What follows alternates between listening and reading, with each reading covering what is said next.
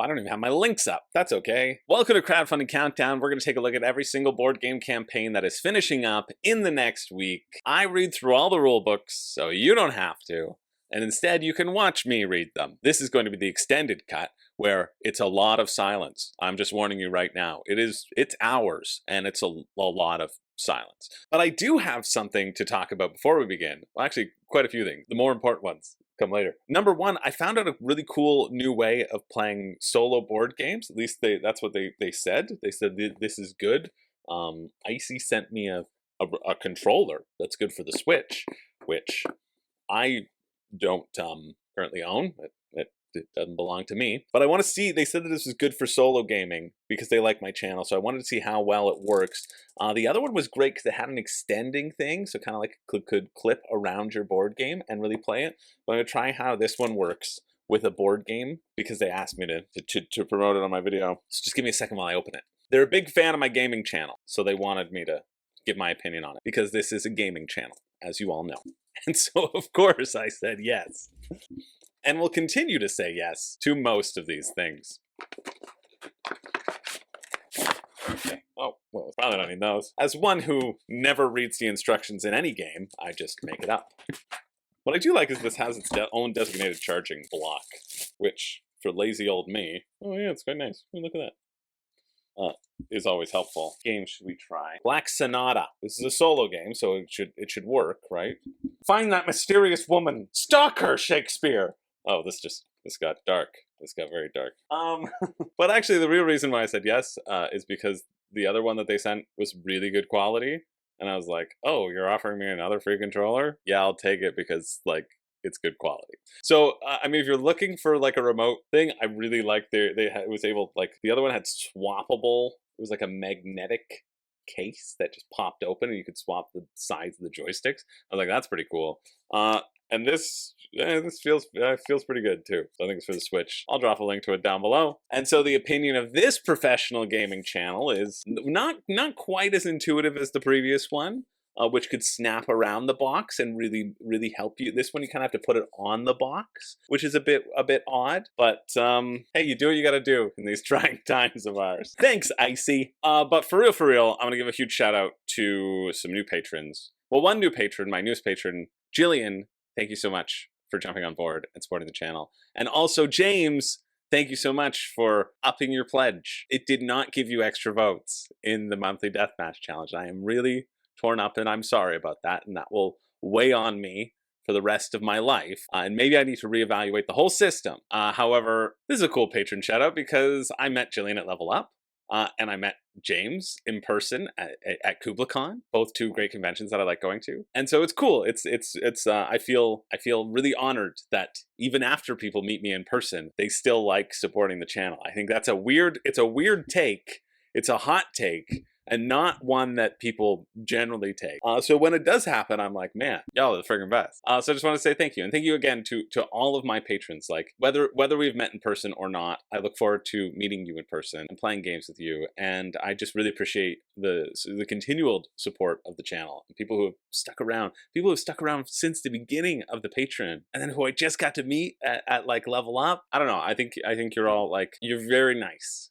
You're very nice, and I'm very touched by your continual support. Some of you are supporting to a crazy amount. That's arguably too much. I'm not worth. I know my worth, and it's not. It's barely the first tier on Patreon. Okay, anybody who goes past that, you're the bomb. Yeah, I know my worth. It's less. It's less than Patreon. It's half a hot dog a day. Okay, I know my worth. But yeah. So shout out to my patrons who have for however long that you supported the channel. You're all great. And speaking about playing games with people, if I'm going to Dice Tower West, this is coming out Monday. I'll be at Dice Tower West. I'll be in Vegas Tuesday night, as long as my plane doesn't flip upside down on its head. In which case, I really don't want that to happen. Well, I do, and I want to be safe, and I want to get a payout, but I don't want the trauma that's involved in it. So I don't know. Anyway, we're gonna stop thinking about that. I'm gonna have to get on a plane for in a couple of days. But if you were at Dice Tower West, please either come and participate. Do both of these things. You can come participate in my WSBG mini tournament, or come to the WSBG area while I'm there, because I would want to play a game with you and then run my event and then come back and play the game, and stand up and do my work and come back and play a game, and make it for a horrible gaming experience for you, but a very positive gaming experience for me. Yeah, we'll play games. Come and say hi at the WSPG area, and I'd love to play a game with anybody wants. I won't toot my own horn because it's not worth tooting, but I like playing games with you all. Like, that's just something that seems obvious to me as something that I would want to do. Some people at Level Up were surprised. They're like, man, you like, it's cool that you hang out with like your community more than anybody else there. And I was like, yeah, I want to hang out with you guys. You don't seem to understand that, like, this is good for me. You are getting the worst deal by having to stick around this buddy. Yeah, come hang out with me. Okay, that's enough of that. It was really front loaded with bits, and you're here for the goods. So let's get into the week as I close this and get my tabs. Stop talking. You're gonna have to edit this out. Maybe you'll leave it in behind the scenes muttering of an insane person. Oh God. No, stop. Probably won't. You probably will. Squirmish. Squirmish. That's not what we're looking at. All right, let's get our tabs up. Oh, feels good to be back. I've had a hard time focusing this week. Been trying to do this for days, but today's a good day. Today we break out of our fugue state and go into a fugue state. Okay, get your tabs. Stop talking, you naughty bad boy. Can I also just, I'm going to keep talking as I get these up, I guess.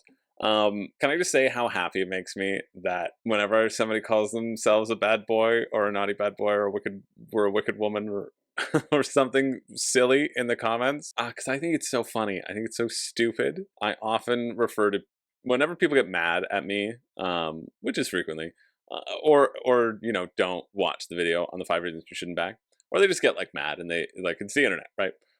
Normally I like to respond with sarcasm and emphasis that I've been a bad boy and I deserve a spanking and that I will spank myself over and over because of it in penance, in recompense. They don't normally respond after that, but so maybe they're happy with that as a punishment. I don't know. Okay, this could take me a bit. This is usually my prep.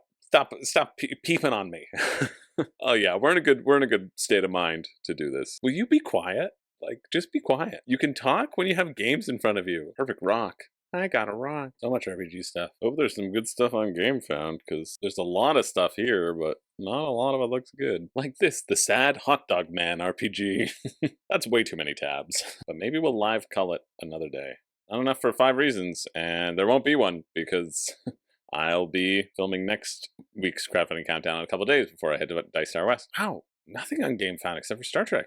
Interesting. You're gonna have one. Might as well be the pick of the week, right? Let's get into it. We're gonna start with this Age of Automaton. This was one that freaking backer kit. It's on for like 30, 40 days. And I was like, okay, oh, it's not this week. It's not this week. It's not this week. And then the one week that I just forget to go check out backer kit because I have written backer kit off in my mind is the week that Age of Automaton finishes. It was so frustrating, but thank you to whoever reminded me in the comments. So I want to look at this one. Somebody decided to use backer kit. Because Indiegogo was shut down, I suppose. And I am interested to see what this game is. I haven't looked into it yet, but let's look into it now together. Age of Automaton, a strategic board game. Compete to become the world's top automaton factory. Build, upgrade, and send automatons into space. Forge alliances and outsmart rivals. The future awaits. Claim it on the Tabletop. I will say, like, this is an 18-minute video of how to play, which I'll look through, I guess, but the rulebook's here, so I'll probably use the rulebook.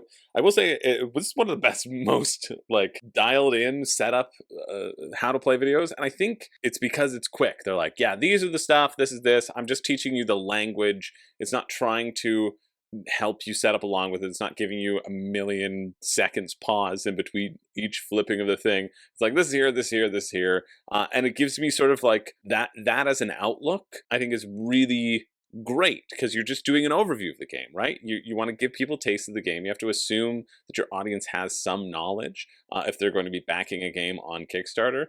And you're not boring people with the setup, but you're kind of creating this as like a familiar outlook, and seeing how things are set up, I was like, great, that's terminology, that's this. I can probably wrap my head around how do these parts all move and intersect together. That's all I really need to know to understand how the game works and how it's going to be. So I thought that was pretty cool, and just, yeah, shout out to Age of Automaton.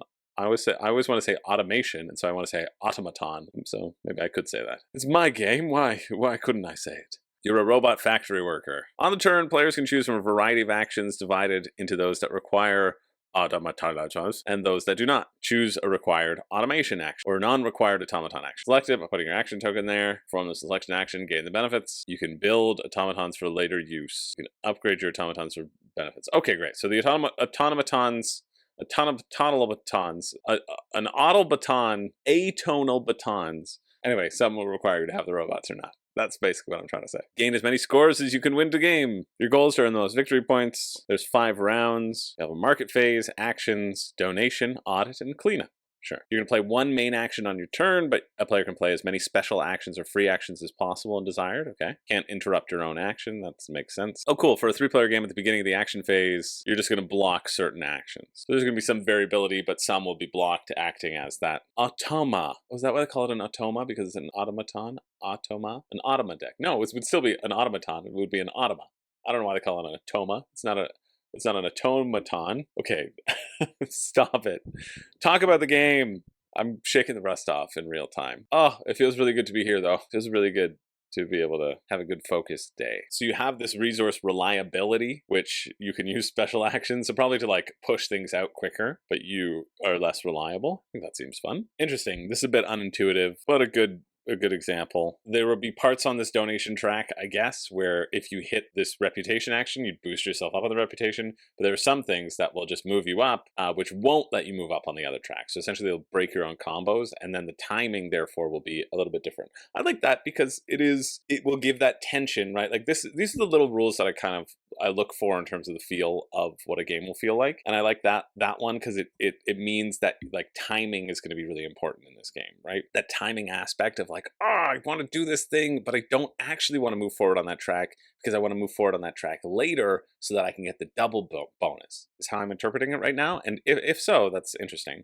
There will also be the audit phase is just triggers that you have to have whatever it says. So you need to have that in your supply. Again, building into that idea of timing. And if you're more reliable, you'll score points. Okay, great. You'll refresh the cards. Yeah, the card markets will cycle. Okay, let's see what the actions are like. I see. So you only have action markers. You'll place it on here, and then you'll also place your worker on the specific spot. AKA, like, I want to buy these cards. That's how you designate between how many workers you have and how many workers you're building is because they're out in the open or they're on your own personal supply. Prospect action. You're just going to roll dice. You want to be equal to your robot's level, and so you can level up your robots. That makes that a little bit more effective. Equipment action. You can purchase more equipments if you've got better robots. Make your robots better, make your factory better. There's the grunt for that one. Obviously, the other actions that don't require workers are less. You can get more workers, you can just get money, get single actions, more resources, etc. So you're balancing using the resources to create new workers, and then using those workers to get the better stuff that you. Yeah, I like it. Oh, relationship track. Represent the relationships between players, the world famous companies. Oh, so it's like Scythe. So the scoring conditions at the end are like Scythe. If you move up on these relationships, then every one of your workers is going to be worth X amount of points, etc. Again, it's going to be about efficiency and timing. They're like, if you get to the end of the track, you don't get a bonus. Like a lot of games will have, if you're at the end of the track, then every point you get $1 or something. This doesn't have any of that. So it's very focused on timing out, moving up on some tracks. Using some action selection effectively, you'll be competing for achievements, the number of certain things. Again, it's all tied to having a number of resources at a certain. Yeah, seems good. Seems neat. I mean, I like the flow of it when I was looking at it briefly before this happened. Shipping to the US is $16 US. Shipping to Canada is $36 US. That makes sense. What were the pledge levels? How much were you? Approximately 75 USD. So 101. I imagine there are late pledges. There's 142 backers. So you check that out if you want. And you can probably contact them if we missed the deadline. That one was probably the most intense one that we'll actually have to cover the whole week, because I imagine a lot of these seem very small and simple, but we're going to check it out. Next up, we have Clutch, Battle in Your Pocket, a 1v1 mint tin board game that has you lead a sports team in a dodgeball-inspired battle game. Oh, cool. I was putting this away in the box, and it lit up. Started lighting up with funky cool colors. I don't know. I think that's cool. They said it's based around like video games. So you'll have a super combo power. It'll be played on this little grid. You'll draw some cards, move up to 3 spaces, throw 2 Throw ball 2 away, move 5 spaces. I guess throwing balls at people or you're catching. Catch the ball, then choose one. Move 2 spaces to draw a card. Oh, you can also prep like secret cards that you then flip to respond to. So you're reducing the stamina on all the people. The opponents can also catch the ball and bring the people back, which just feels like it's going to extend the game. Or you can increase your power level, which is then how you hit your super ability. Players need to either bench all the opponent's team on their turn or destroy all the opponent's bases. So there's 2 ways to win. You can throw cards and hit the base of the opponent. Each team has 5 bases, so that's probably more likely to happen. Taking out the bases rather than the people, you want to check them out. How much are you for a little tin game? $35. Oof. Just a little tin game with cards. That's $35. It's 51 Canadian. They don't have the shipping listed on the page, but it just ships to the US for an additional $7. So it'd be $60 Canadian for this game. Or you can get the online edition. 2 people have gotten the online edition. 23 people should have gotten this edition. 18 people. So 5 people backed it out of the goodness of their hearts to get it over the finish line. Yeah, if you're interested in that, check it out. The finish is Tuesday, March 4th at 8:17 a.m. Seems fine. Just fine. Moving along to this one, Outbreak Origins, design your perfect pathogen, a solo PnP print and play biolab simulator board game. Design viruses, solve logic puzzles, and master complex microbiological systems. Sure, let's see. All right, that seems kind of neat. You'll have, I assume, a number of different cards. You've got A, B, and C in terms of like what the viruses are. And then you can use action points to put the viruses and infect certain membranes of whatever you're trying to take over. There's a bunch of different cards, you shuffle them up, they all do different things, and that's where the puzzle and the variability comes from. There's no dice or tokens needed. You just use the cards and then you interact, you try to take over the entire area using the abilities on the cards. Seems kind of neat. It's $9 New Zealand, 8 Canadian, 5 US. If you're looking for something print and play where you could chain things together, check it out. That finishes Wednesday, March 5th at 8:51 p.m. I feel like I remember this Cryptid Hunter. I feel like I remember this. Next up, we have, go back to the campaign. We have collectible cryptid card game, 8 unique decks in all, 5 new booster sets of this cryptid card game where you want to collect leads, survive enough encounters to claim victory by amassing fame points. Booster set bundle, $15 for the 5 booster decks. That's nice. The core and a booster bundle is $25. Yeah, that's what I like to see. I don't buy this idea more and more. A lot of campaigns do this. They're like, oh, we'd love to show you what these new cool things that we're adding in are, but we think it would be better and more surprising if you bought it first and then you wait to find out. If everything operated on that business model, we wouldn't get much done. I mean, we would get the surprise bags. Have you guys heard of Too Good To Go? That's a food waste app, which is wicked. A lot of Tim Hortons, a lot of pizza places have it, in Toronto at least. A lot of bakeries have it to avoid things for being spoiled. That's a legitimate thing. It's a surprise bag. You're getting at a discount. So then you don't know what's in it because it's based on availability. Here, like in a game, you should know what game you're getting. You should have a components list, right? What bothers me about when they use terminology as well is like for an outsider coming in, I don't know what encounter cards are. You know what I mean? I don't know what evidence means in the context of the mechanisms of the game. I don't think they're going to give us any information about it, unfortunately. Oh, how to play, there we go. Easy to play, hard to win. Different from hard to master. Said shipping can be found in the item descriptions. Is this the item descriptions? Yeah. So it goes to the US, Canada, UK. $9 shipping. That's okay. I mean, it's $50 Canadian total. They do have some of these. We gotta zoom in. You choose a Cryptid Hunter at random. You're gonna be rolling dice. So you're gonna, on your turn, you draw a card from the top of the deck, which is a lead, and you have to do some instructions on it, or you keep it. You can discard 2 of them to get an evidence. You can get rid of 5 Stanley Nickels for a Shroot Buck as well. Then you're going to discard 2 evidence to draw an encounter. If you successfully add the encounter to your fame area, then you get points. The first player to survive 2 cryptid encounters wins the game. So you're just drawing cards, resolving these effects immediately. It's kind of a draw a card, see what happens style of game, which I've never been interested in, and I don't think we're going to start now. But if you're interested, check it out. Decent price for some cards, I guess. That finishes Thursday, March 6th at 9:07 a.m. Moving along. So I told you we'd get pretty quick through a lot of these other little ones. I hope we get to. I don't know if there's going to be any good ones, honestly, other than Star Trek remaining. And I have literally, oh yeah, near the end, it looks like there are a couple. I'm not just saying that to keep you on the hook. I'm on the hook. But near the end, there might be some interesting games. But for now, we have Pizza Rolls, a 10-minute hidden rolls game when your roll is what you want on your pizza. Simple, silly, and endlessly replayable. I want cheese on my pizza. and you don't want cheese on your pizza. Oh, the video is just the preview that they paid Mark Street to do, which makes sense because they might as well use it. You paid for it. Meanie Mel doesn't want anybody to like their pizza. Wow.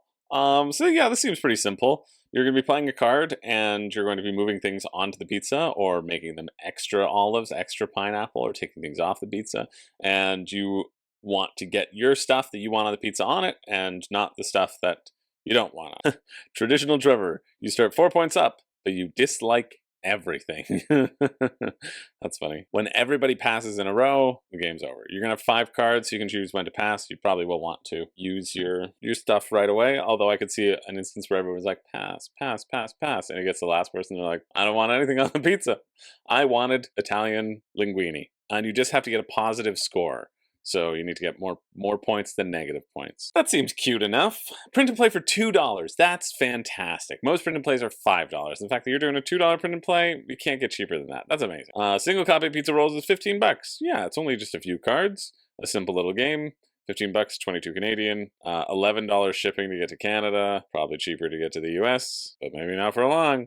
United States, $7, right? So this is like $35 Canadian to get to my door. Again, more expensive because it's a small game and you're going to be paying for shipping on it. And it's not in a big box store, so you can't bundle shipping with it.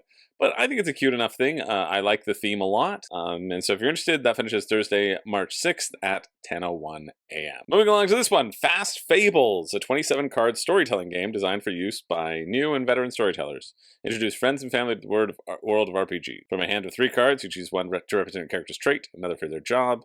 You begin the quest. Storyteller will read aloud a quest, and then you describe what you want to do. So it's used to sort of generate quick things for RPGs. I thought this was more of a storytelling game, but it feels like more of an RPG supplement. But I'll leave it in the links. That's Thursday, March 6th at 10 a.m. I feel like there's a lot of those out there, you know? I thought that this would have more focus on the storytelling game, but it still feels like you need a GM in order to play it. Yeah, one player chooses to be the storyteller. Once the goal has been accomplished, the quest is complete. So it's like D&D without the stat checks, without the fun, without the challenge. Because everything, you're like, yeah, I go up there and seduce those ducklings. And I seduce that horde of angry zombies coming towards me. And I also seduce that rabbi praying in the corner. And I also seduce the bale of hay. Yeah, things are working out pretty well for me. No conflict, no worries. Yeah, it goes through. If only life were so easy. Let's move on to this one. Usolli, the strategic board game about Salah. Mohamed Salah, the Liverpool player? I don't know. Probably not. 1 to 4 player competitive board game for ages 10 to up that embraces faith, rewards strategy, and is fun for the whole family. Every single Salah of them. I'm interested because it's an abstract, so we'll see if it's any good, or if it's just another non-game that people are pretending is a game. Oh, the 5 daily Salah, which are Islamic prayers. There's a prayer before dawn. There's noon, late afternoon, sunset, and the 5th one at night. That's a lot of praying. Glad I'm not Muslim. So your set collection, essentially, you got to collect the cards that correspond to the prayer. Oh, it's also going to feature other Islamic board games. That's cool. Sure. I'm interested in seeing how it actually plays. If the set collection's interesting. Pray on time for bonus points. Mashallah. Allah's got a strict time clock. It's going to be 41 Canadian, 90 cards, time trackers. He didn't really tell me how to play, though. Oh, this is a GIF that tells you event cards can help or hinder you, like farting. Okay. Try to do all 5 in a day. I guess it's a time tracker. Move to collect a Raka card. Discard matching cards to pray. Pray on time for bonus points. So, okay, there's going to be a grid of cards. You're going to move your particular piece to get a card to plan around where other people can go so that you can collect all the set collection. That seems fine, I guess. For $41 plus shipping is $10 or $18 to North Africa. Doesn't seem that interesting to me, unfortunately. There's something to it. If you're interested in like moving around and building an engine of cards, like I could see you just wanting to play Spirium instead. Spirium's a good game, but I don't know. It seems fine. I think if somebody pulled it out, I wouldn't hate playing it. I'd be like, oh yeah, I'll move and I'll collect the sets and whatever. But I just have to put that up against the cost that it takes since it is on crowdfunding. So if you're interested in that, it finishes Thursday, March 6th at 10:59 a.m. Moving along to this one. What is this sorcery trading card game? Wits is a trading card game brought to you by What Is This Studio Limited, a physical digital TCG set in a fantasy world of magic. Fantastical world of magic. Okay. So we have another trading card game that's going to probably do the same things as every other trading card game, basically. But let's see if there's anything of note in this one other than the difference of the theme. Oh, great. An NFC chip card. Magic meets Commander. Get in at the ground floor of the NFT cards. Verifying. I mean, I do like that you could tap the card and it just like logs it into a collection. Like that sort of streamlined way of managing your digital collection seems fun, especially because in a trading card game, you'll want to have a digital list of things, which will make theory crafting a little bit easier. But I imagine that'll make the cards very expensive. You can get 1 starter deck and 5 single packs for $30. I just hate packs. I just hate them. Just give me the game. Give me the game that I want to have. Don't make me play the lottery to get the cards that I want. Every player starts with 4 cards, 2 mana. After turn 1, start of each turn, each player will draw a card and gain a mana. So that's the curve. Whatever you attack, it does damage right back to you. Oh, and you can play it online as well. So you're getting these physical cards so you can play the digital version and have but you still have to purchase the physical cards. I mean, it just seems like another standard, like, I don't know, it's Hearthstone-esque, it's Magic the Gathering-esque. It doesn't seem like it's doing anything unique to those two things, but some people are getting into it. So if you're interested, that finishes Thursday, March 6th at 3:05 p.m. Nothing that I can see that really makes a meaningful difference. Other than there are 10 factions to choose from, like Hearthstone, and each of them is going to cost you $20. Easy to make a new faction. Well, it's not easy, you know what I mean. Next up, we have Star Trek Ascendancy, The Final Frontier. It's the ultimate collection and predilection of the most thematic 4X space game in the universe, so says itself. Introducing brand new GameFound exclusive civilizations, the Gorn, the Tholians, and the Terran Empire. So 105 reasons you shouldn't back Star Wars Ascendancy. I spent a whole day reading stuff about it, reading the rules, etc., which is great, because now I've already done that work for myself right now. And you know what? It seems really cool. It seems really cool, but it also seems way overpriced for getting in as a new player. Right, to get in as a new player, they're like, yeah, you can get in as a new player, and you'll get all the additional stuff that's coming in this package. You'll still get the giant collector's box with it, though, like in terms of what Gale Force 9 is offering. So you're still gonna get the big collector's box that just won't be full, and you'll have an empty carcass sitting on your shelf, a half-empty carcass. That's going to encourage you to purchase everything again later on down the line for $250. That's way expensive. I think the gameplay actually seems really neat. I think the additional stuff that they have added in and the rules changes feel very nice with this enhanced rulebook. Most of the changes to me, as I watched an RTFM video, which was an older video, and then read through some rules and saw the differences in the rulebook as well. You're basically trying to get 5 Ascendancy tokens, which you will cash in resources for Ascendancy, or take over your opponent's base. It started out as a 3-player game. It says it can play up to 12. From what I've been seeing in the comments of the 5 reasons you shouldn't back, nobody's played more than 5. And the person who played 5 was like, yeah, it was a long time and had a gigantic table presence for 5 people. So I think the sweet spot here is going to stay at 3 or 4. It encourages 4 people. The asymmetry of the different factions feels cool as well. I really like the ideas that this game is putting forward. I like the ideas that the factions are having. For me, I would wait and just get the base game and see if you fall in love with it, and then add in the expansions, which are mostly new factions. That's mostly what the expansions are. And if you are getting this game, I almost forgot to talk about this, do not get this $500 deluxe all-in pledge. You're paying an extra $100 for premium star bases. Each faction has 3 star bases, so you're getting 3 printed out things, which just kind of sit on the board. They're useful for having additional resources or additional defense depending upon what's happening, and then also custom dice for every faction. You're paying $100 plus more shipping, $100 for custom dice when you could go on Etsy or anywhere else and get a big old bag of dice from Temu with different colors in them for $10, $20. You know, don't spend $100 on dice. That is the only value that they're adding in there. It is not a good enough value. Please do not do this. All of you friggin' 1,000 people out there, 1685 compared to the 306 people. No, don't do it. There are so many better ways to do this. How have you upsold yourself in this capacity? I don't know, but it's an additional $100 US, which is $150 Canadian. Don't do it, you monstrous fools. Absolutely not. that tells me that you don't know enough about the game, that you haven't done your research.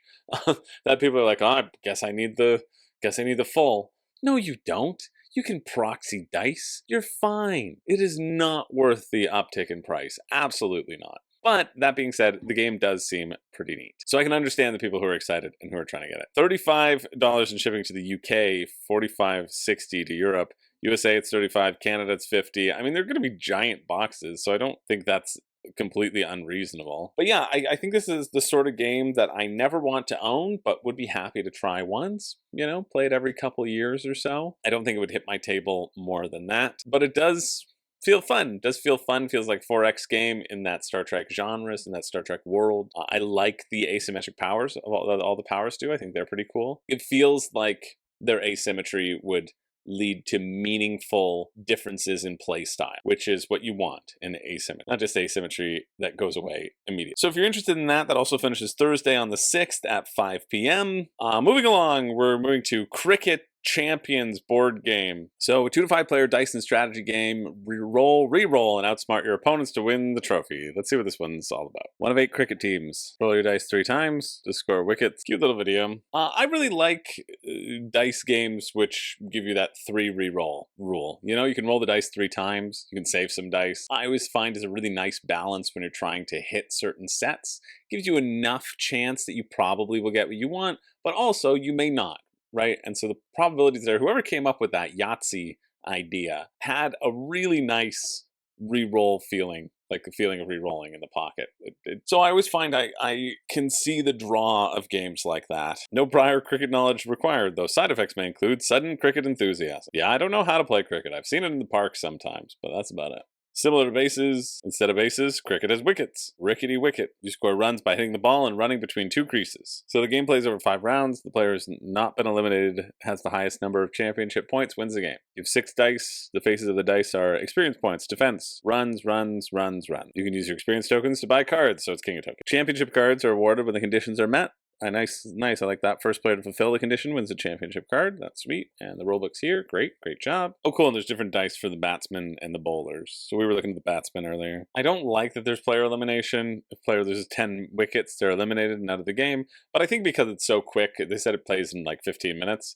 That should probably be fine. You know, you're not sitting out for too long. How many players does this play? Do they say 2 to 5 players? Dice and strategy game. That makes sense because you'll also always play as once at bat and once as the bowler, and that'll be random. Sure, I'm into it. Shipping cost, free to India, sweet. 10 to the US, UK, and Australia, and then the rest of the world, 20 bucks. Or 2 game boxes, you can save some money on that. 30 bucks US, 44 Canadian. So it's $40 US. It'd be like 70 for me to get this game. Yeah.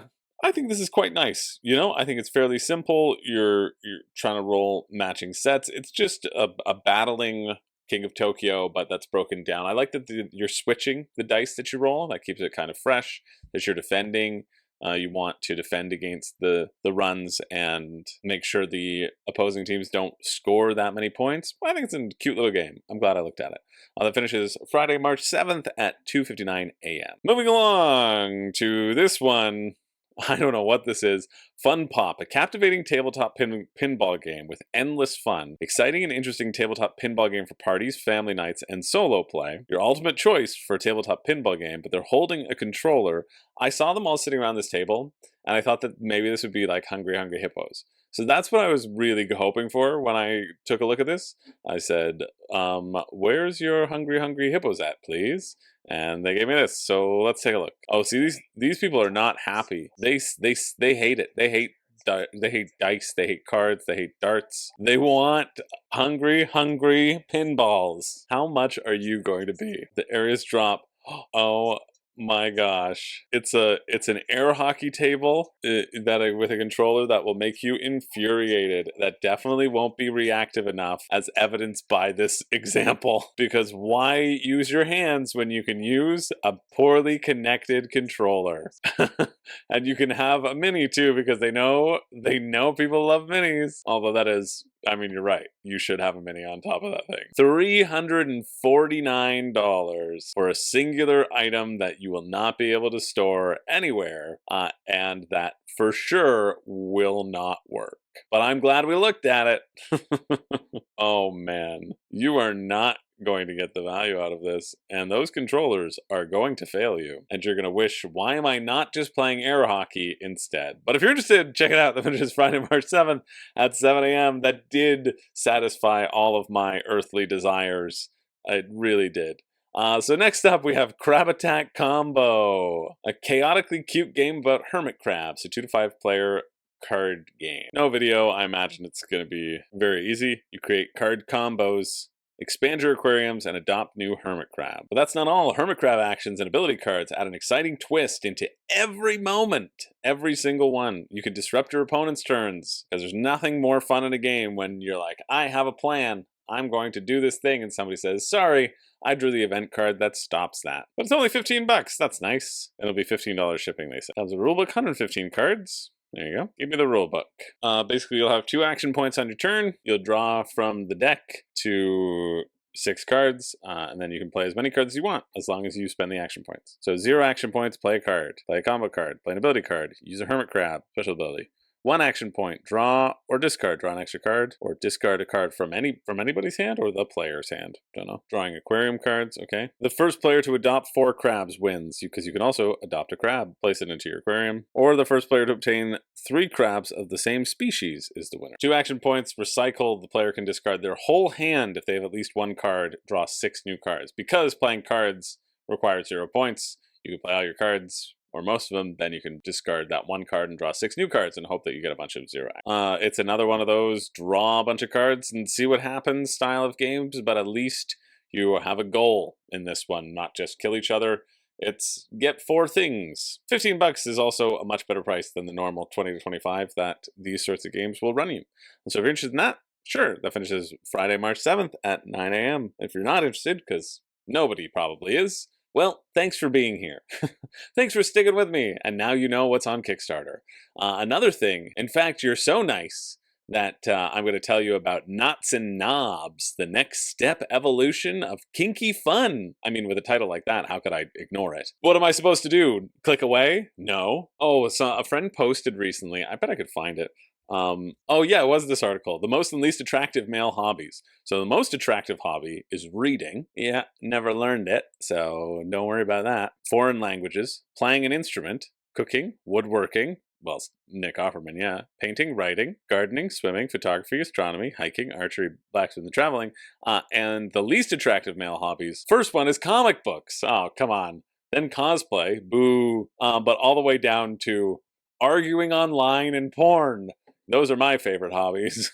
Anyway, I don't know why I thought about that, but it's like, what's your favorite hobby? Knots and knobs. I just think that would be a very funny way of. I don't know why it made me think about this. Probably the having somebody's hobby being pornography. Oh, me? Yeah, I love arguing online. My favorite hobby. What do I do to relax in my spare time? I think you know.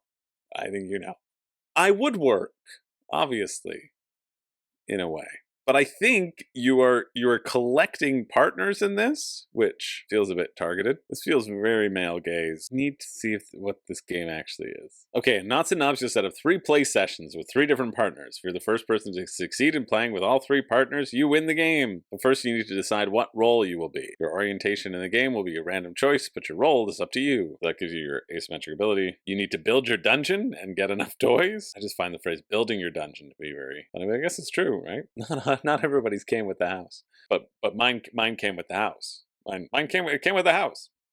You've found your partners, chosen toys, gained consent, and build your dungeon. Time to play. Draw a play card that will work with all the cards in your set, like matching up. Then you win. But I just wish that like it was any good at all. That would be better for me if there was any game that I could talk about, and that you're just not relying on the content. But if you're actually relying on a game that requires more than just, hey, did I draw the right card? That's what a lot of games on Kickstarter are. And so I only cover, so if you're interested, that finishes Friday, March 7th at 1:57 p.m. It's technically not funded, but it will. 700 away. I only cover things that have funded, right? I feel in the last week of crowdfunding, if you haven't funded by then, I might cover it if it's still like 90% or whatever. But if it's at like 40% or 20%, I'm not going to cover it because it's never going to exist. People have to reevaluate.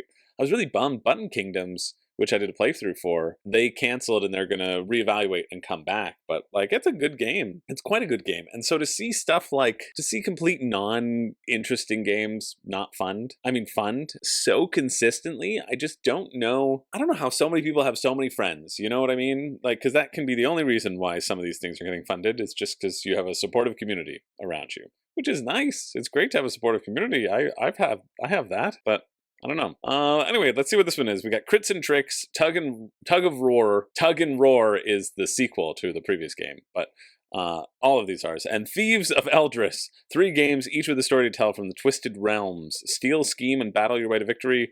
Welcome to Orin. So we have trick-taking, lane battling, hidden movement, and this is from Inside Up Games, who've done Earth and Draft and Write Records, which is an odd one to sort of put front and center, because I don't think people enjoyed that. But I thought it looked good, so I don't know. Let's check them out. Let's see how these are cooking. Okay, tell me more about the game, please. Like, give me anything other than there's going to be some dice rolling. Come on. So each game, no, the lowest game is $32. Thieves of Eldris is $32, $22 US, 32 Canadian. Then it's 27 US, 39 Canadian.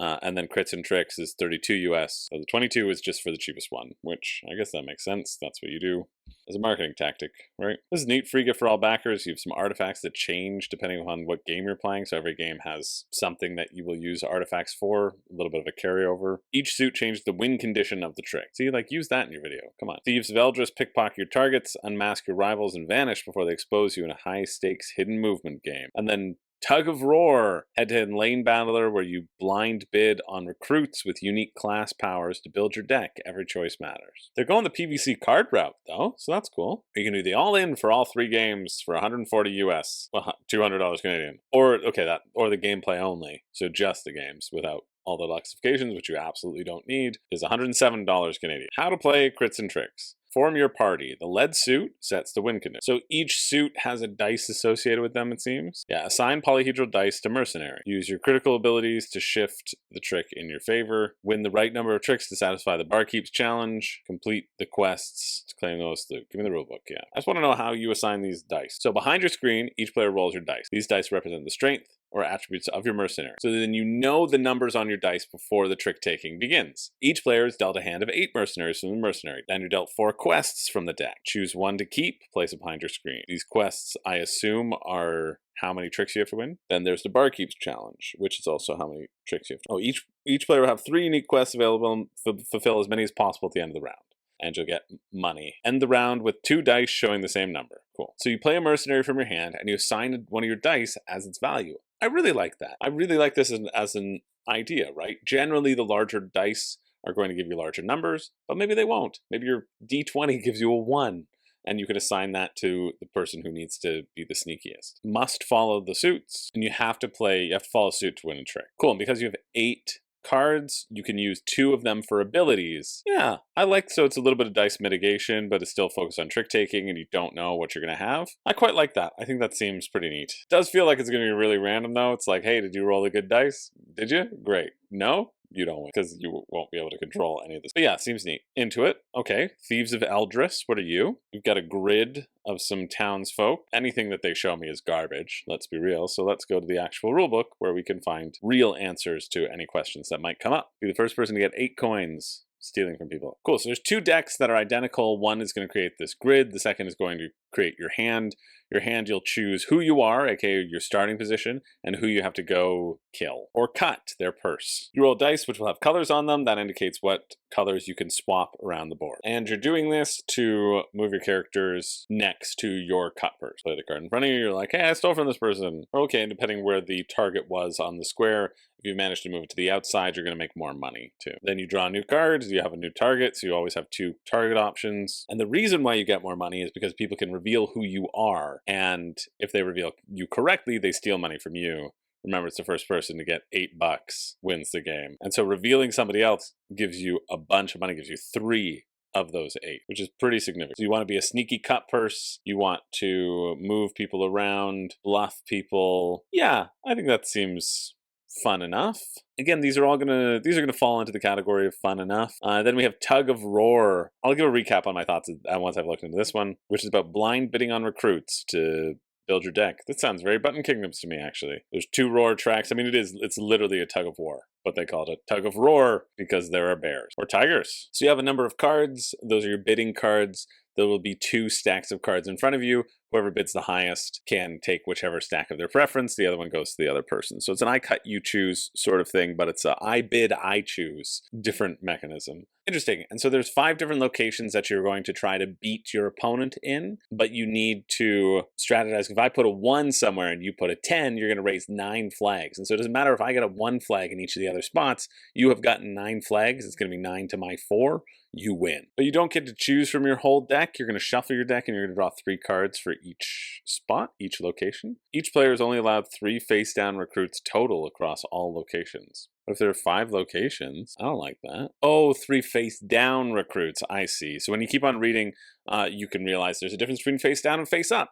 This is why order is important in a rulebook, because if information is not introduced in the correct order, then that can be an issue. Cool. So you are going to play most of your recruits face up, face down. When you put them face up, that's when you adjust the roar value, which then allows you to put fear tokens, which then adjust the strength on each side, right? Subtract all fear token penalty. Do you really just play like 1 round? 4 identical rounds, okay. Oh, enlistment takes place over 4 rounds. Then you have the positioning of all of your people, which will come up in who knows when. So enlistment takes place over 4 rounds. You'll have 12 cards, and if there's 5 spots, then you'll only be able to play 10 of those cards. So there's a bit of randomness there. Sure. Least interested in this one, but I do like the bidding aspect. I think Thieves of Eldris also not super interested in, but there might be a fun game of trying to outbluff your opponents. I imagine you're not going to keep enough track of what your opponents are doing that they will get lost in the crowd, which I guess thematically makes sense. If you're in a market square and you have all these thieves running around, you're focused on your own mark and not on anybody else. And you know that you only have your own mark. I think that's an important distinction in this, is that if you take out the person, that's all that matters.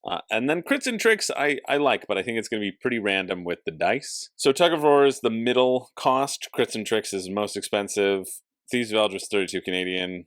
Plus shipping, $13 to $11 in the US, 13 to 12 for Canada for 1 single game, or 20 for an all-in. It's like $50 for any one of these games, though. Not wildly impressed by them, but I think I would be able to have a good time with any of them, right? They just don't necessarily turn my crank in a way that makes me overwhelmed with desire to get them into my collection. But if they do that for you, well then check it out. Finishes Friday, March 7th at 5 p.m. Moving along to this one, Stardriven Gateway. Take command of your starship and crew. I don't know, it says launch through launch boom. See if there's a VIP. Oh no, Rock Manor Games. I feel like Rock Manor is a pretty good publisher. It's going to be a trilogy. Look at that. First 72 hours. Limited deal for the true believers. Okay, Stardriven Gateway. An epic starship simulator game of dice allocation, exploration, and area control for 1 to 4 players from the creators of Set a Watch. That's why it's doing it. Okay, let's actually watch this. This is giving me unsettled vibes. Okay, neat. Go to the how to play section. It says there's going to be a number of different scenarios. Some are competitive, some are cooperative, some are solo. Nope, sorry, you're on episode 6. Do it alone. Invite your friends back the next night. I know you invited them over to play, but you should have read ahead. You should have done it. You take 2 actions, as many free actions as you like. You could assign crew to a station, so you have a bunch of crew. You're putting them in a certain spot. You have to have crew at a station to activate it. You can activate it by moving a dice over, or you can rest. If you spend at least 4 of your activation dice, you can rest, recover, and re-roll all your dice. So in Unsettled, there's a very similar flow of you have dice, you're assigning them to different sectors of your specific map. In those, you don't just get to re-roll them, they kind of tick down. So here you might have a bunch of good numbers. You want to use your good numbers and then re-roll them. You can recruit new crew so that you have more crew, or you can upgrade a crew. Read the rules, yes please. Seems fairly simple though. Episodes will determine if it's cooperative or competitive, so you can choose. The rest of the setup assumes that you're playing a competitive game. Great. Let's assume that the best way to play this game is competitive. For competitive games, select the amount of reputation that will trigger the end of the game, 9, 12, or 15. You will get a reputation for completing objectives, I assume. I like that it's modular board that you're going to have to explore, but you know some of the planets and the systems that are out there, because there's a world council, which is kind of fun, right? It's just the starting planets that will be turned up. I assume there will be things that murder your crew, right? Which is the reason why you would get more crew. But that's neat. You need to have crew members in order to do a lot of stuff in regards to your spaceship. So navigating, jumping, attacking, moving. So jumping is a big move, essentially. Or you can use your impulses to just move around what you got. And everybody will be completing objectives, so even when the objective exploration tile is revealed, everybody gets objectives, but you who found it get your choice of the objectives, which I like. Cool, there's also a gravity number on each one of the sectors, which relates to both jumping and to scanning them, in terms of how far you can see ahead, how much you can explore, etc. Cool, any crew that's discarded or retired, they go back to the bottom of your crew deck. So there will be things that do that to your crew, which you won't want, probably anomalies when you run into them. I think the thing that I've seen with all these actions, though, is that they all sort of benefit big numbers, which I'm not sure how I feel about that. Because if they all only benefit big numbers, you're kind of like, oh, I didn't roll well? Sucks to be me. I guess I have to take 4 actions and then roll again. But your crew abilities can help, right? Like, that's the benefit of drafting your crew, is that they can modify your dice. So that's something. I like you have these the anomalies are basically mini objectives that when you complete them, they give you a benefit, kind of a loot reward. You can upgrade your ship as you go along through the game. Cool, and so once somebody hits reputation, the required reputation, then you get points for everything that you've done. So for worlds that you control, etc. Little mini 4X thing. You'll have 10 scenarios that you can play. 65 US, that's 95 Canadian, and then plus shipping is going to be 16 to the US, so you're looking at $81 US to get this to your door for the base pledge. You're looking at about $120, $130-ish to get to Canada, and around that for other countries as well. Although you're going to knock $1 off the shipping for everybody for those 1,000 backers, because they got 1,000 backers, so that's $1,061 right now that they're converting 1,081. Yeah, you got a bunch of dice, you got some minis, got a bunch of cards. People are saying there's a very Star Trek style of game, so it's interesting that it's up against the actual Star Trek style of game. If I had to compare this to Ascendancy, this certainly seems a lot easier to table, a much quicker game, a less interesting 4X experience. I'm not sold by the expanding outwards. It just seems like it's giving you more planets to take over, which I guess you kind of do that in Star Trek, but at least there's a goal. You know the distance, the rough distance in parsecs you have to move as you go across the Kessel Run, the famous Star Trek Kessel Run. Anyway, if you're interested in this Stardriven Gateway that finishes Saturday, March 8th at 2:59 a.m., yeah, it seems okay. I'm not like quite interested in it. Here's what I like about it. I like the idea of drafting your crew and cycling through your crew, what crew abilities you do. How many things do you actually want to activate on your ship? Do you need to have a full crew on the bridge, or do you not if you're rushing out and there might be some interesting action efficiency there. I think that would be neat. The attacking doesn't seem that interesting. My big issue is that most of the things seem to favor larger dice. And so it's just like if you roll better. So I don't see how that changes much. And because of that, I'm less interested in it mechanically. But, it seems okay. Anyway, if you're interested, check it out. That's Saturday, March 8th. I clicked on this because I saw tic-tac-toe, and I'm a tic-tac-toe enthusiast, as you all know. No, I just wanted to see if there was any value here whatsoever. It's probably not going to fund. Maybe it will fund. This is 9 tic-tac-toe boards to play at once. I mean, you can just probably do this yourself. Win tic-tac-toe. Your decision affects where your opponent plays. 9 will keep you and your opponent on your toes. Win tic-tac-toe on the large board. The way you claim a region on the large board is by winning tic-tac-toe in the smaller region. Oh, okay, so wherever you put the X, your opponent has to play into the next section. So it's also probably solvable. Oh, but it also has go in it as well. So if you create a line on the other side, you can sandwich people. And it can wrap on the board too. Okay, yeah. Just keep throwing different mechanisms at it until it works. $19. Not really that interesting, but you're going to get a bunch of tokens, I assume, because you need 81 small tokens to be able to flip things over and over, so maybe that's worth the price. And it having physical tokens means you can't proxy it, so there you go. If you want to check that out, sure, check it out. I just thought, what is this thing? Does it have any merit? I think maybe it does. I think it's better than some that we've seen. I clicked on this because I was interested in seeing what these wild plot twists are. Somebody in our Discord in the meme channel posted it was a burger or something. It says "Make it wild." It says the calories that it adds because you're just adding the sauce, probably wild sauce, and it was like 25 calories. Like, wow, we're really gonna make this wild with an additional 25 calories. I thought that was funny. Anyway, these are 100 mind-blowing plot twists, just as a creative tool. What are these plot twists? They don't say. It's just a deck of cards that I guess you would shuffle, and the PDF for this is $28.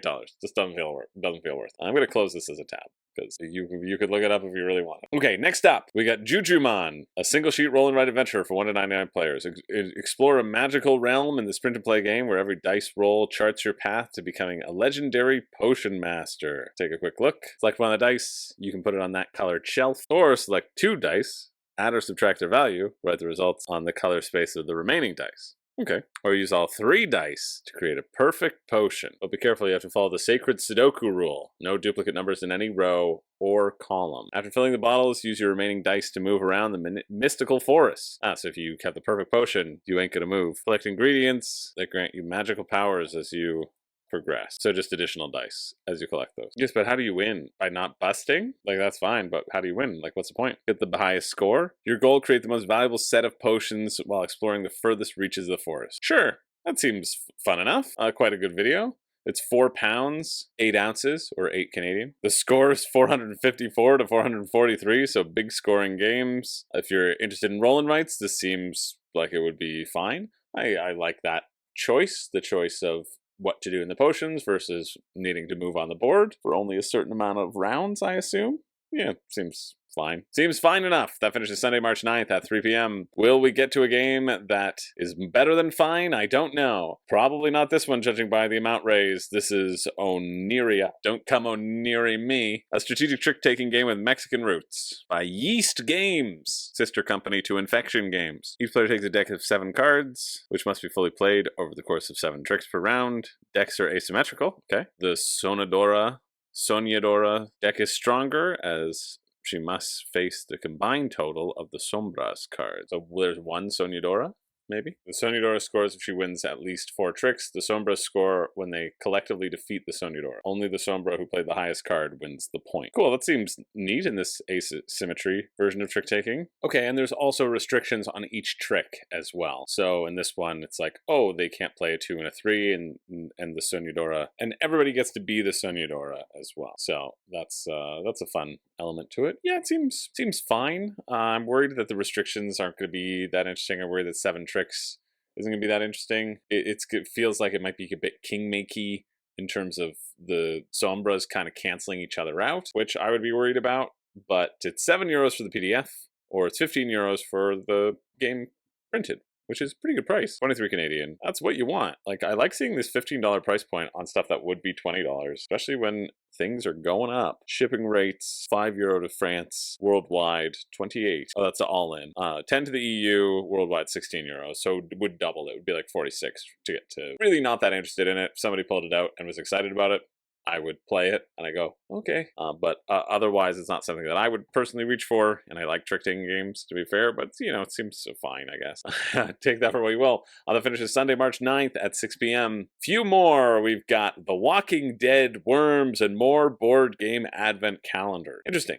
So The Walking Dead, I feel, has been out. The gift calendar game, Worms gift calendar game, Deep Space gift calendar game, Ballroom Brawl gift calendar game. Oh, cool. So essentially what all of these are, I think, additional stuff for the Worms game. Oh no, it is like a mini version of Worms, I think. Let's watch the video. Maybe they'll explain it a bit better. But it seems like you're not going to be able to play the game until the very end, which makes sense. We did a little board game advent calendar or challenge in Secret Santa style thing in our Discord, which was fun over Christmas. People participated in it. They submitted their list, and they submitted like what they wanted, and you had to pick the number of games that they wanted to play over December, like the 12 games of Christmas style thing. It was really cool. It's kind of fun, and you go, okay, what game are we playing tonight? Boom, I wanted only like 2-player experiences or 4-player experiences or solo games or whatever. And then you just kind of revealed the spoiler on Discord for yourself, which, I don't know, I thought it was really cool. This is a neat concept, and maybe it would get you jazzed to play the game as you go through. But yeah, that was a fun advent calendar. This is a tricky one. I guess it could get you excited to play the game, and it builds up to the big day. Right. So you're slowly revealing pieces of the game and thinking, okay, how will this add? Or perhaps to gift this to one of your game masters, 24 pieces of 3D scenery. So I think that would be a little bit more interesting. Rather than building up to play the game, like what if I wanted to play the game on December 18th, you know? I guess you could play another game. I guess that's the solution, right? But it's neat. It's a neat idea. But they're only allowing you to buy 2 games at once. If you want a new one, if you just want a single one, you have to go to a local. So just ask your local store to check out a retailer pledge. I think that's a tough sell though. You know, if you get it, if it's delivered by November, is that enough time for retailer to turn it around? I don't know. This is the only one where I accept some secrecy because the point is some secrecy, but I'm showing you all of it right now anyway. Yeah, a cool idea, a neat idea. I don't think I would be that interested in it personally. I would prefer an advent calendar that you make yourself about playing the games that you already own, rather than putting all the game pieces into one at a box at a time and then not really having a way to store it afterwards. The gimmick itself probably won't make for that interesting a game. I mean, I know how Worms plays from the last time it was there. It'll be fine, right? The gameplay will be just fine. And I think all that build up to have a just fine game playing experience would be a bit of a letdown for me. But yeah, I think it's a really cool concept. So check it out if you're interested. That finishes Monday, March 10th at 10:02 a.m. Moving along to Blood on the Sands, a game of gladiatorial combat. Historically accurate tabletop gladiator combat in the arenas of ancient Rome with a 2 to 6 player campaign and narrative element. Let's check this out. This historically accurate game. Wait a minute, they even got historically accurate footage? How were their cameras back then? I like when people are like, hey, I wanted this sort of game and I never found it, so I made it myself. I think that's always fun because you're going to niche into people who also want the same. It's a historically inspired skirmish game that plays 2 players, but up to 6 with extra boxes. Yes, because if you buy the game again, then you can play 2 players next to 2 players. That's how that works. So it's a 2-player game. And the core box is very expensive. 145, 131 Canadian. Yowza. Says it'll capture the tense back and forth dance of gladiatorial duels. I like that as a concept. I love my gladiators in tutus. I hope that's reflected in the minis. Will you outlast your opponent as they succumb to fatigue under the blazing sun? I love that that's a thing because sure, that's what you would do, I imagine. It's a very viable strategy. I'm just gonna wait till you get tired. Like, is that Homer? Is that Homer Simpson? There's some TV show where the person's a boxer and they just let their opponent punch them in the face over and over and over again until they're tired. And then they win. I think it's The Simpsons. Between the dramatic skirmishes, players manage their ludus and narrative campaign that spans multiple matchups. Multiple muppapos that culminates in the grand Saturnalia. You take one of the 5 core actions: maneuver, defense, respite, attack, and special attack. Dynamic movement system sees players constantly repositioning their gladiators around the hex grid board, vying for optimal position and deciding when to strike. Some may try to appeal to the crowd. Are you not entertained? You're not going to give me a rulebook, are you? I mean, you have a video about it. Then you probably gave them a rulebook, I assume. Oh my goodness, you get a free death stamp? You want to buy my death stamps? No, you want to go home and rethink your life. That's the second time I've used that. I think when I was playing a video with Zach, I used that as a reference. Or maybe the Star Trek video. I don't know. It's clearly my favorite quote. That's very funny and also desperately sad of stamping your gladiatory sheet as dead. You get 6 minis each. What is in the box? So 1 rulebook, 10 total minis, 12 total minis. Yeah, I was right. 12 player boards, two token sheets, some wound markers, 12 dice, game cards for $131 Canadian. Doesn't seem like it's worth it. So we have a how to play video that's 45 minutes. Take a little glance at it. Yeah. I find on Tabletop to have such a soothing voice that you just get sucked into watching it, unlike my shrill beak-like honks. It seems, especially from the comments on that YouTube channel, like the wargaming community is really gelling with this idea of these systems. The number of different special attacks that you can do seem fun to customize your gladiator in a decent way. It's very expensive for what it is, but yeah, it does seem cool. I feel the setting very viscerally, and I think that was clearly a main goal, and that goal has been accomplished. So if you want something that is a very true wargamey, skirmishy setting that you pay way too much money for, well, check it out. The finish is Tuesday, March 11th at 11 a.m. And last one of the week, we've got this one, Siberian Manhunt, a cat and mouse game of pursuit and survival in the frozen wilds of Siberia. So let's check it out. See what this one's all about. No! You have the ejection zone mini expansion. All right, well, we're not covering that. That's too bad that we're not covering that. Didn't think it was in our $1 list. I guess we missed that one. Oh no, I missed it. Vault Boy added it. You're smart, Vault Boy. I just missed it because I don't know the alphabet. Oh! Siberian Manhunt. Why would you do this? Why'd you do it to me? And why'd you make me go through the whole thing? Only to not provide coverage on it. Because I'm not going to. I stand by that the $1 pre-pledge is a stupid, silly little bit of FOMO that you probably didn't need in this game. But they did it, so that sucks. What a friggin' disappointing way to end the video. But that's not how we're ending it. We're gonna do a pick for me and a pick for you. The pick for me being the thing that I think is the most interesting, and the pick for you being the thing that I think if you got, you would regret the least. Again, keeping in mind that this is crowdfunding. A lot of these games are trash. This is true. A lot of these games are way overpriced for what they are. A lot of these games you wouldn't buy if it cost you that much in the store. But the fact that you can just click a button and forget about it and pay your Visa bill later means that you're more inclined to get it. So stop lying to yourself and get better games. But I will make choices from the week. First off, I'm going to do a little crowdfunding grunt down to remind myself what's going on. Yeah, no, meh, yeah, nah, no, yeah, oh, for sure, 100%, nah, no, yeah, meh, yeah, friggin' no way, absolutely not, stop doing the $1 pre-pledge, please. But you can only do what you can do.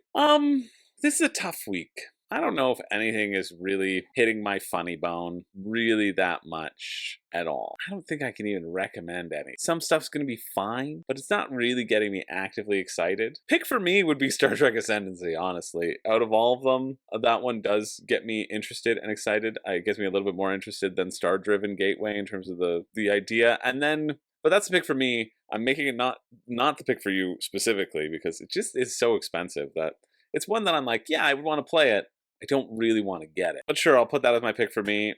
Pick for you, I think we're going to go with Age of Automaton. It does seem well-ish formed. I like the structure of it. I don't know. I don't know if this should be the pick for you or not, really. I think the creation of your robots is going to be interesting. Using the actions to get more upgrades. You can boost your own upgrades with equipment. I like doing that. I like that engine building aspect of it. I don't think this will be better than Raising Robots, but I think it will be okay. So yeah, that can be a tentative one. I don't know. Nothing really getting me that excited though, to be fair. So I don't want to unduly promote it, but if I had to make some choices, gun to my head, that's what I would do. Phaser to my groin, that's what I would do. Pick for you, go watch the friggin' Love and War opera. It's 14 minutes. It's much shorter than one of these videos. It's beautiful. It's beautiful. Unless you hate dolls. If you have a phobia of dolls, don't do it. But if you have a phobia of dolls and you love music, I guess you should just listen to it, or listen to it, give me a call while you watch it so I can provide moral support for you. I don't know. It's gorgeous. It's great music. That's it. That's it for the week. Thanks everybody for sticking it out, staying with me all the time. Thanks everybody for all your consistent support. I love this community. I hope you're having a wonderful, wonderful day. Double wonderful just for you. My name's Chris George. Oh man, this is embarrassing. I don't have a catchphrase. I thought I did, but I hope to see some of you at Dice Tower West. That'd be fun. This was a long one.